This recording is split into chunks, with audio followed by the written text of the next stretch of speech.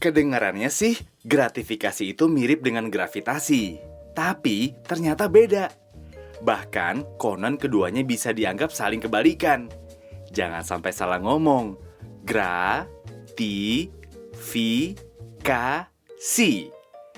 Kita pastinya masih ingat dengan pelajaran di sekolah tentang Bapak Isaac Newton dari Inggris.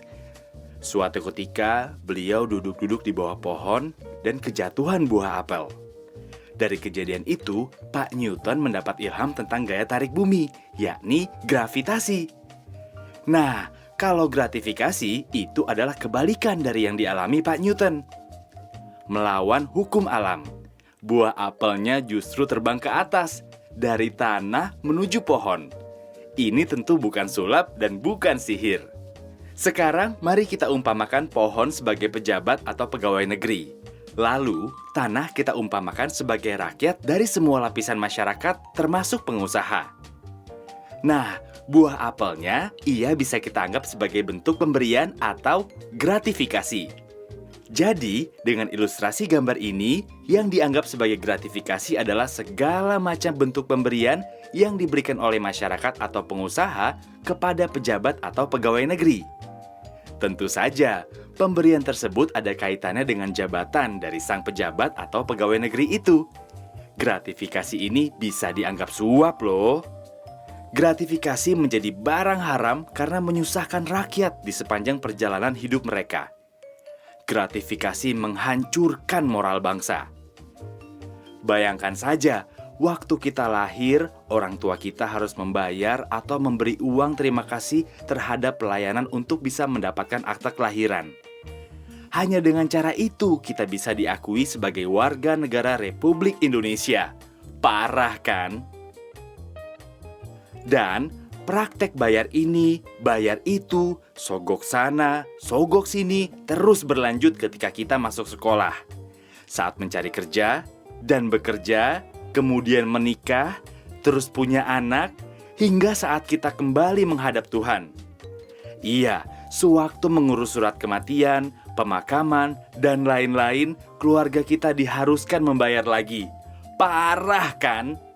Di Republik ini, mengurus segala macam izin dan keterangan perlu uang ekstra atau uang pelicin. Mulai dari mengurus akta kelahiran, KTP, SIM, STNK, kartu sosial, domisili, IMB, dan lain sebagainya. Biasanya, praktek tersebut memakai istilah uang tinta, uang jasa, uang kopi, uang pelicin, uang rokok, uang pelancar, dan segala macam keluarga uang lainnya. Padahal, tugas pejabat negara dan pegawai negeri itu ya memang melayani rakyat dengan sebaik-baiknya. Mereka sudah digaji dengan memakai uang rakyat. Jadi, mereka tidak perlu lagi mengharap imbalan dalam bentuk apapun dari pihak lain. Sebetulnya, begitulah bunyi dari sumpah jabatan mereka ketika dilantik dan juga pada kode etik pegawai negeri. Parahnya lagi, orang-orang sekarang ini semakin kreatif saja menutupi praktik gratifikasi. Mereka menutupinya dengan memberi berbagai macam sebutan yang unik-unik. Contohnya, ada yang bilang itu sebagai biaya entertainment, atau uang transport, atau jasa pinggul, atau uang selimut, alias gratifikasi seks. Wah, serem! Bahkan, terkadang kedok gratifikasi melibatkan nama buah-buahan. Seperti apel Malang, apel Washington, atau kardus durian. Apapun nama sebutannya dan semanis apapun rasanya, segala bentuk gratifikasi ini harus ditolak dan dihindari. Karena bisa ketagihan kayak narkoba. Nikmat sesaat, sengsara berkepanjangan di penjara. Gratifikasi berbahaya bagi kehidupan berbangsa dan berdampak buruk bagi kita semua karena hak kita jadi tak terlayani dan mahal. Gratifikasi mencederai rasa keadilan kita. Ini ada istilah kerennya loh, yakni high cost economy, atau biasa diterjemahkan sebagai ekonomi biaya tinggi. Karena kita membayar lebih mahal dari seharusnya. Ketika mengurus izin, pengusaha mengeluarkan biaya ekstra untuk memberikan suap atau gratifikasi kepada pegawai negeri atau pejabat negara. Biaya ini tentu dibebankan pada keuangan perusahaan tersebut, sehingga harga barang menjadi lebih mahal. Selain itu, gratifikasi merusak martabat pejabat dan pegawai negeri karena membangun mental pengemis dengan memperjualbelikan kewenangan. Gratifikasi dianggap suap jika penerimanya adalah pegawai negeri atau penyelenggara negara. Sebab, gratifikasi tersebut terkait dengan jabatan dan bertentangan dengan tugas dan kewajiban para pegawai negeri serta penyelenggara negara. Banyak hal bisa kita lakukan untuk membasmi praktik gratifikasi. Sebagai anggota masyarakat, kita harus stop pemberian dalam bentuk apapun kepada pegawai negeri atau penyelenggara negara. Jika kita seorang pengusaha, jangan lagi jadi setan penggoda dengan memberi uang pelicin.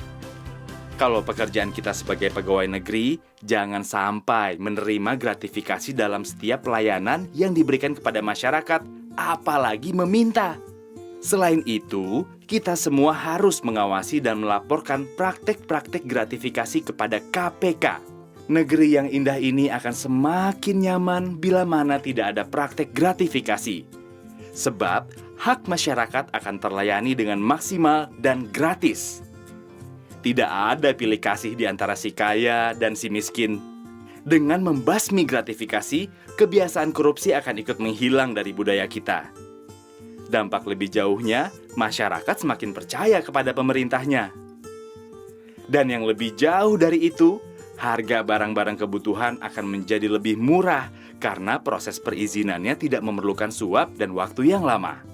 Pastinya, masyarakat akan menjadi pihak yang paling merasakan manfaat dari menghilangnya kebiasaan gratifikasi di negeri ini. Karena itu, ayo bersama KPK kita bebaskan Indonesia tercinta dari belenggu gratifikasi agar negeri kita jadi adil dan makmur.